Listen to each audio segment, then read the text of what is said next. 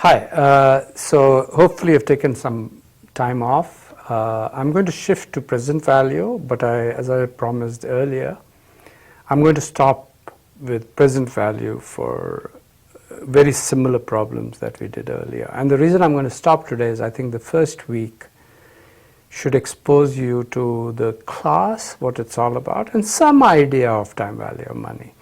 But we'll get things more complicated next session. Of course, I also want to remind you that we are trying to follow very strictly a week-by-week schedule. So I will let the video length be dictated by the week. So because today was introductory stuff, and we did videoing of the content starting about an hour ago, what I'm going to do today is leave you with enough material of the content. You can always go watch the introduction to the class again anytime.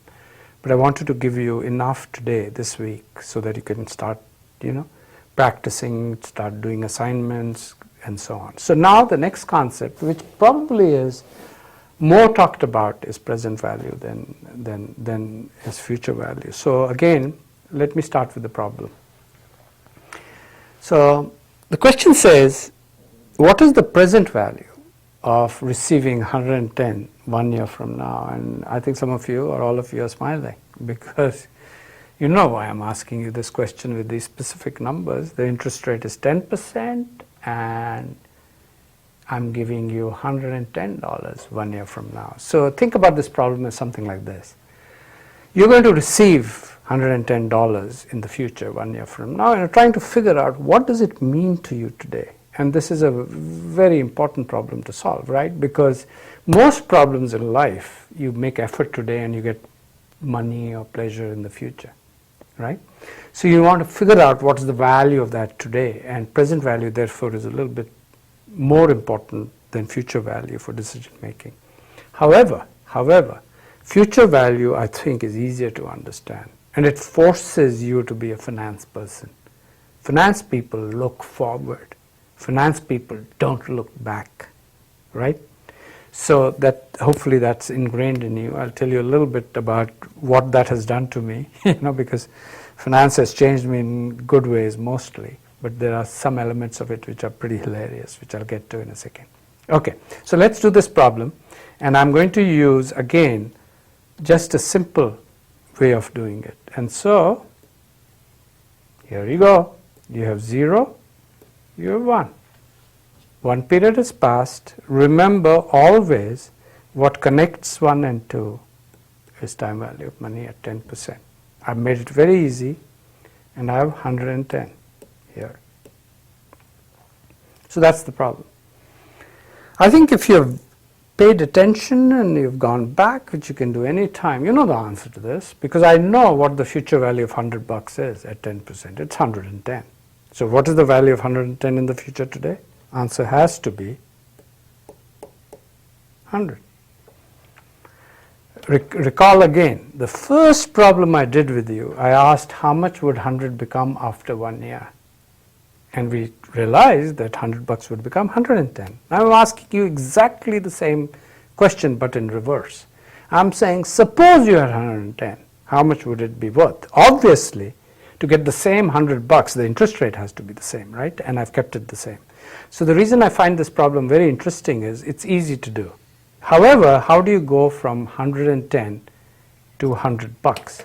So this is where what I would recommend very strongly is that we try to do the concept before the formula. So if you look at my notes, I'll just go ahead one bit, is that I never do the formula before the concept. So if you saw me toggle, I went to the next page and I showed you the formula after I did the concept. So let's do it again. Simple. It turns out that present value and future value, in this case with 1 period difference, conceptually I know what? I know already what this is. I know future value is equal to present value times 1 plus r. right? Pretty straightforward. I know this. So how much would be the future value of $100 at 10% after 1 year? We know the answer is 110. But now I'm asking you, just the unknown element of this is this. So what will PV be? PV will be FV divided by 1 plus R. I'm just inverting this equation. It's very simple. It's algebra. However, dividing something by 1 plus R, if I said it to you the first time, you would have said, why the heck am I dividing something by 1 plus something? And the reason is that 1 plus something is a factor that anything can be multiplied by. So the future value factor is 1 plus R. What is the present value factor? 1 divided by 1 plus R, right? Because I'm taking the future value and multiplying it by 1, which is missing here because it doesn't matter, divided by 1 plus R, right? So this guy is telling me what? This guy is telling me what is the present value of $1 if I got it 1 year from now. I have to divide that by 1 plus R. And if R in our examples is greater than 0, what will the value become? Less. So it's very straightforward that something in the future will become lesser in magnitude or value when I bring it today. And that's why this whole process is called discounting. So when you read about finance, we'll say discounted cash flow or discounted money. And the reason is you're lessening it. And the key to that lessening is what? This.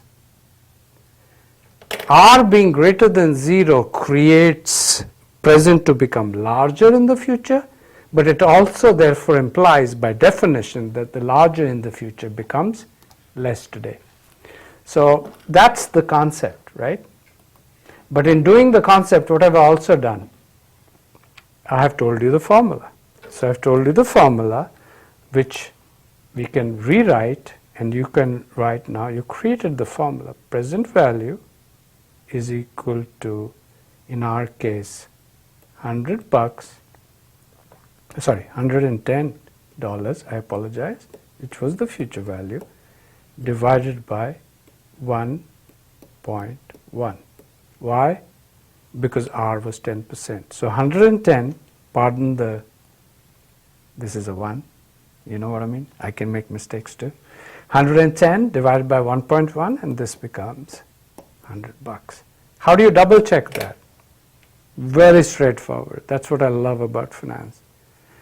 Ask yourself, how much would 100 become in the future? And your answer, you know, is 110. So future value and present value are kind of checking each other. They have to be consistent with each other because one is simply looking at the other in reverse, if you may.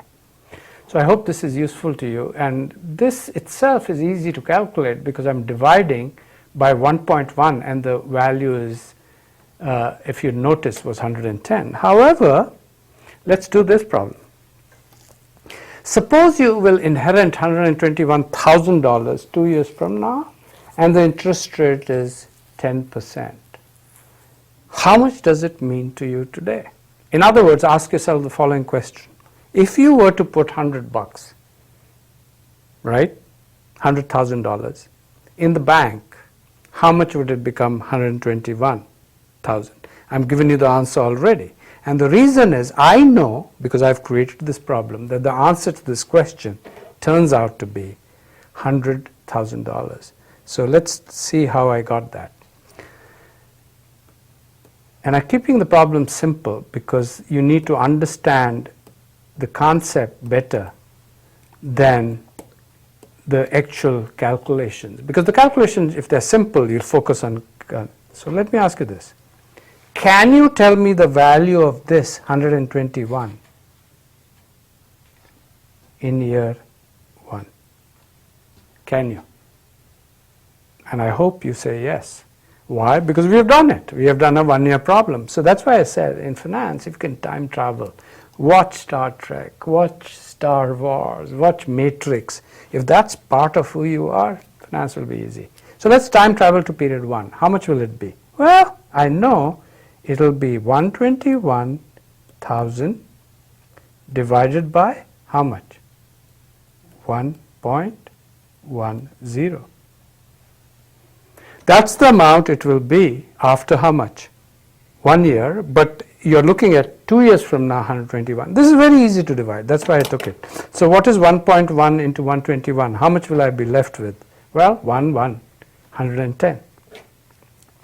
So this is 110,000. But that's not what I'm asking you. I'm not asking you what is the value of $121,000 inheritance 1 year from now. I'm asking you today. So what do? You take 121,000 divided by 1.1, and then I divide it again by 1.1. Right? So how much does that become? I know this guy is 110. And I know how to divide 110 by 1.1. The answer has to be 100,000. So just this simple example tells you how hurtful present value process can be, and why do we call it discounting? Is we are taking the future of 121 and boiling it down to only $100, $100,000. And the reason is very simple. The interest rate is pretty high. But a lot of people in business in particular tend to use high interest rates, and I find that a little bizarre at times. But anyway, just wanted to give you a flavor of what's going on, and now I'm going to do what I promised you, is I'm going to tell you the concept formula together. So let's do it. What's the formula of present value? So the present value formula turns out to be future value of, in our case, 121 divided by 1 plus r raised to power what? In our case it was 2, because future value of 121 was occurring when? 2 years from now. In this case it will be raised to power n, where n in our example was 2 but could be anything, right? You could be getting an inheritance 50 years from now. You could be retiring 30 years from now. So this problem doesn't have to be 2 or 3, right? So that's why I wanted to emphasize that. And I'm going to do one more thing before we go today. And what I'm going to do is, before I get into multiple payments, that's what next time is. So just to give you a sense of where we are headed, we have talked about a single payment carrying back and forth. Now I will do something that's much closer to reality, which is multiple payments. But before I do that, what I want to do is show you Excel again. So, okay.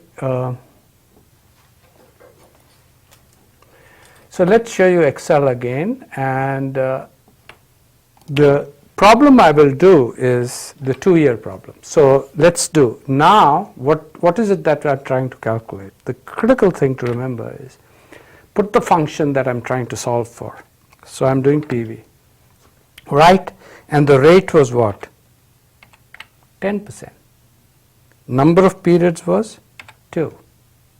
PMT, remember, is a flow every year. We don't have any of that. And now I'm supposed to tell you the future value, or tell you meaning the Excel, okay? So 121,000. I think I got it. If I didn't, shame on me. And let's see, $100,000, right? So I want you to see if one last thing, and I'll show you the power of compounding in reverse, right? So let's make this 121,000 stay the same. Let's keep 10% interest the same, but let's just mess with this number 2. So I'm going to make the 2 10. So what am I saying? Instead of giving you $121,000, your inheritance, suddenly you realize that there was a typo. Sorry, not 2 years, but 10 years. Now, you are thinking, no big deal. Well, you're probably wrong by a huge amount. Your amount of money you're left with, if I've gotten all the numbers right, and by the way, part of your problem is to double check what I'm doing, not to kind of second guess me, but to get the problem right, right? So hopefully we have a relationship now. You're not waiting for me to make a mistake because I will make mistakes. Your goal here is to try to learn for yourself, even if I am. So what's happened? I have reduced the value of my inheritance to less than half by simply taking 2 years and making it 10. So bless you. I hope you've enjoyed today. I hope you recognize that finance has both technology, power of thinking, and bringing it all together. I hope you also recognize that we are going to go slow in the beginning, and part of the reason is so that you feel comfortable with time value of money. And to do that slowness, the major way I'm going slow is by keeping risk out of the picture. If I threw risk in and you started messing with that at the same time, life would become quite complicated. But just so that it satisfies your curiosity, remember, high risk, high return. High risk, high return tend to go together. So even though we're not talking about risk right now, that being at the back of your mind in that simple, powerful way is not a bad thing.